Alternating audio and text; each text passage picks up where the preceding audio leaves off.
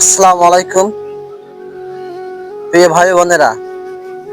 নামাজ হাদিসে বর্ণিত আছে, রাসূলুল্লাহ সাল্লাল্লাহু আলাইহি ওয়াসাল্লাম বলেছেন, আল্লাহ তাআলা আমাকে নামাজ স্পেশাল ভাবে উপহার দিয়েছেন।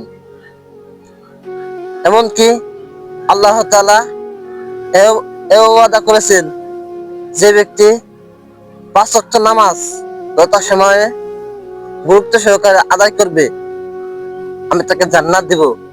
সুবহানাল্লাহ।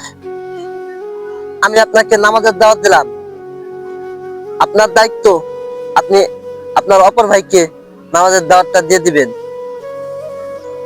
কেননা আপনার ওসিলায় যদি একজন নামাজ পড়ে, আমাদের নবীজি আরো বলেছেন, যে ব্যক্তি দিনের দাওয়াত দেখে বা শ্রবণ করে অন্যের কাছে পৌঁছাই দিল, সে তার সমান পরিমাণ সওয়াব পেল। বলেন না সুবহানাল্লাহ।